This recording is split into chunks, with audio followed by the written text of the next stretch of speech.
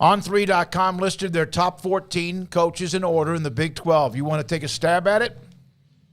In what sport? Sure. In football. Okay. We'll do tennis first. No. Michael Woodson. TCU's really good, so I guess I would go with TCU. Probably Texas as well. Number one coach in the Big 12, who do you think they have listed at number one? I would say right now it's Sonny Dykes. Craig? Yeah, I guess. I mean, he just took his team to the playoff. I think it'd have to be him. It was Chris Kleiman, Kansas State. Won the conference title. He would have been my second guess. All right. And Yeah, so your makes sense. second guess would be number two? So I guess Sonny Dykes. Yeah, 1 and 2.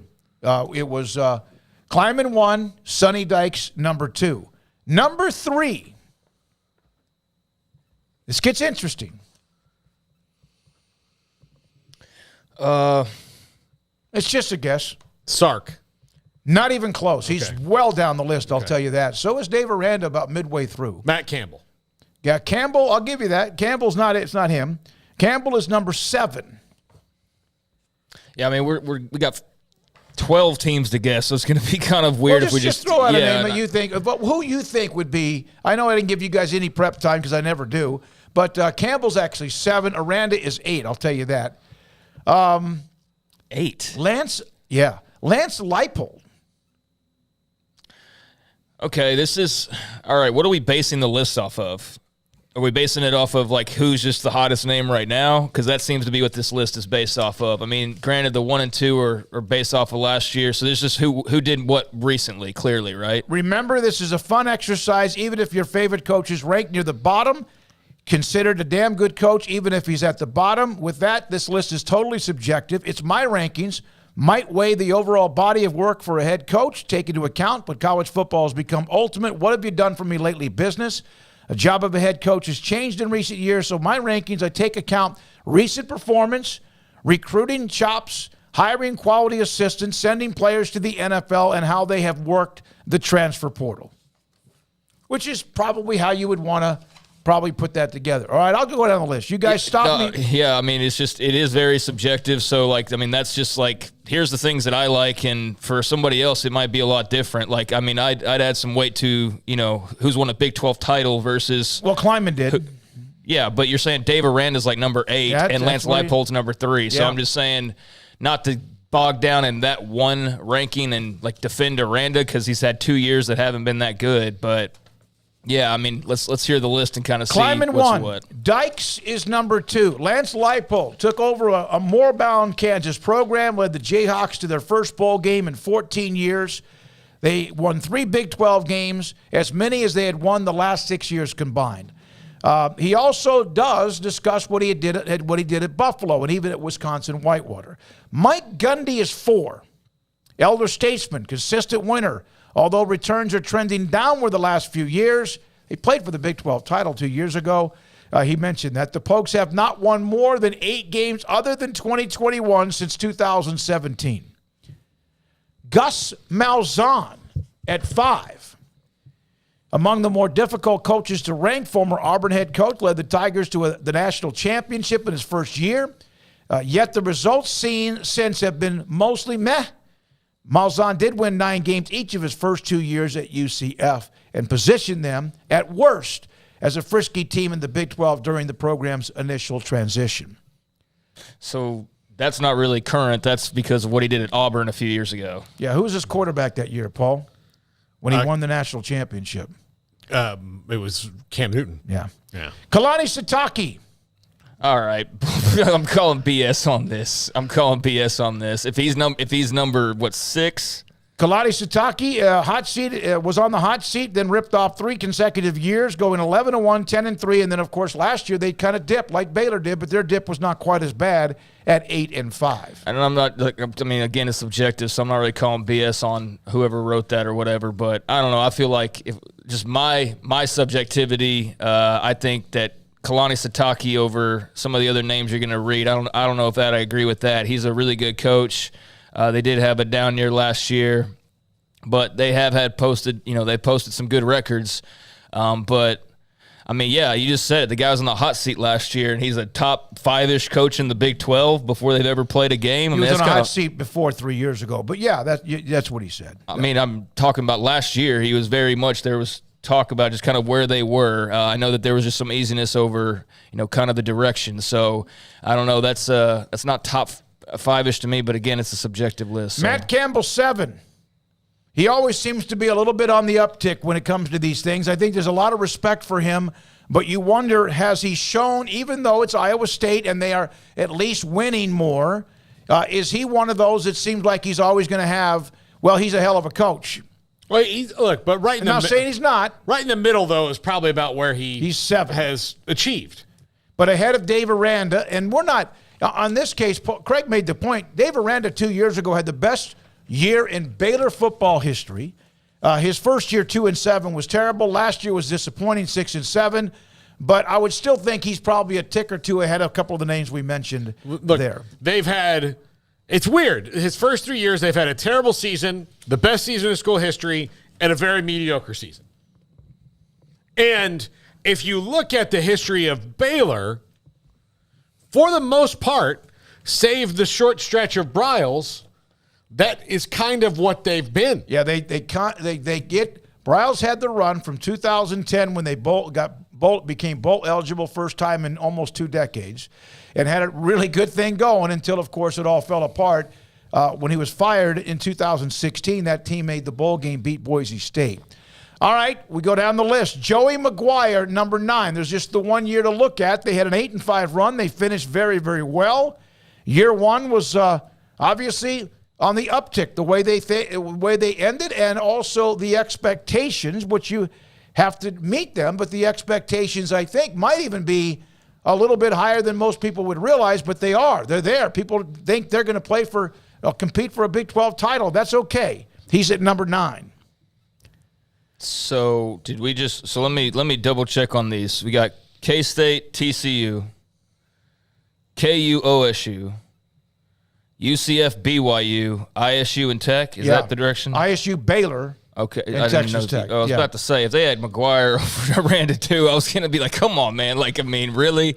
I mean, I understand. Especially since Aranda beat him straight up 42-17. Exactly. That's the reason why. Yeah. Like, if he had gone and won that game last year, then sure, put McGuire in front of him. But the fact that they went to Lubbock and won that game pretty convincingly, even though it got close there at the end, like, I was going to say, like, yeah, I have to put my foot down there. But no, okay. Yeah, that's fine. And I agree to that to whatever extent we're rolling along with this. So, yeah, okay. Mike Bean, would Aranda take Kansas from where they were to a 6-win team? That has to be considered. Fair. Yeah, it's a fair question. And maybe he would. We don't know. That's a hypothetical, but also a legitimate question. And would Lance Leipold take what Baylor was after Matt Rule, go from a 2-7 or what they were, a Sugar Bowl team, and then get him 2 years later to the best team in the history of the program, which in Kansas, I guess, history would be what Mark Mangino did back in the mid-2000s. I'm with you on that, and that's a fair point. That's why, again, this is so subjective. But I also think that, what if needs to come into play, but actual what have you done needs to come into play as well. So that's why I think that year 2 for Aranda weighs so heavy. Now, you can slice through that and say, well, he was playing with somebody else's players, or he had this, or he did that, or whatever. That's fair. I mean, but bottom line is the guy did go and win 12 games and a Big 12 title and a Sugar Bowl title, and so however you want to dissect that still happened. That was real results. But yeah, I mean, he's left the door open because of what happened last year, what happened the 2 years before that to be in a very subjective list. So yeah, I mean, that's if you want to put Leipold over Aranda, that's fine. But that's what I was saying. Like when we started getting to like McGuire, I'm like, all right, come on, like how many? You got to at some point like results do have to matter. But McGuire's first year is very good, and like you said, he's expected to have an even bigger year too. So I mean, there could be a very clear and non-argument for him to be way higher next year. McGuire's 9. Who's number 10? Steve Sarkisian, terrific play caller, schemer, developer of quarterbacks, consistently underwhelmed as a head coach. Despite stops at Washington, USC, and Texas, he has just one single 9-win season in his 9 years as head coach. He can recruit like a son of a gun, too. We've seen that. I mean, he was a major part of what they did, bringing in Quinn Ewers, but also elitely important when it comes to the Arch Manning recruitment. He's at number 10. Brent Venables, 11. 1 year, bad start. Not one of the years that Oklahoma has seen in a long, long time. I think there was 1 year with Stoops where they kind of got beat up a little bit, 8-5 or whatever. What you think about, though, with Oklahoma was they were just embarrassed by Texas 49-0. Okay, here's where it gets me, because the next one on the list, I can see it now, is Dana Holgorsen. And even if he wasn't, he would still, we haven't said his name yet. If you're going to put Malzahn and Leipold over certain guys who've won in the conference, then I do think, and I'm not trying to knock Brent Venables, but Dana Holgersen's been way more successful than Brent Venables. Well, he had a heck of a run for a while at West Virginia, right? Yeah, and he had it, And that's why, like, I mean, all lists like this, that's why you can look at them. List, though. Yeah, you're right. Well, that's what I'm trying to say, is that you can look at them a million different ways. And so, yeah, I mean, again, it's entirely subjective, but yeah, it's kind of double talking at the same time of history matters until it doesn't for this spot, and then what you've done over the long haul doesn't matter until it does for this spot. So that's kind of where it gets a little wonky, but yeah. Wet blanket, when the rest win more than 2 January 6, is it January 6, more than 2 January bowl games, they can, I don't know, it doesn't, when the rest win more than 2 Jan 6 games, then they can be on top. I'm not sure exactly. You're trying to say like New Year's games? Yeah, I'm not sure. When they win some like big bowl games, I guess is what they're New trying Year's to say. Day bowl games or whatever. New Year's 6 games is what I think he's trying to say. Okay. Scott Satterfield, first year at Cincinnati, was at Louisville, went 7-5. Yeah, that's about right. To be determined? Yeah. Okay. I mean, like, I really do think that the bottom 3 need to be Venables, Satterfield, and Neil Brown. I think that's, they all have to prove it. And look, I know Venables is in the bottom 4, but I do think that the author here really shorted Dana Holgersen some success here. Neil Brown, 14, 3 losing seasons in 4 years in Morgantown. Keenly aware that the 2023 season is we need to win year for the Mountaineers. Some thought it was last year. But new AD, who came in from North Texas, is there. I think it's fair for him to be able to watch, monitor, see what Neil Brown does, and then make decisions as the season goes on and perhaps afterwards. And you hope for Neil Brown everything does turn around. So we'll see if that is effective of what is the future with Neil Brown. But they got to win again. They do. West Virginia fans on this site are tired of it. They're fed up with it, and we hear from them all the time. All right, so it's just so if we were to do this together, who would you say then? You both said Sonny Dykes, and then would you say not Leipold, but Kleiman 1 and 2 with Dykes and Kleiman? I might flip them, but I understand that Kleiman beat him, so I get that, but I mean, TCU also won the first game, right? So they went 1-1. K-State won the Big 12 title, so if you want to put Kleiman there, that's cool. But I think going and winning a playoff game is a pretty big deal, which is what Sonny Dykes and the Frogs pulled off. Unfortunately for them, I think that, that lasting memory for a lot of people who don't pay particularly close attention is them getting blown out. So that Michigan win kind of just gets almost forgotten about. Almost if you're a TCU fan, you have to interject and be like, no, remember? We did win that big game right before that, and that's why we even played in the game against Georgia.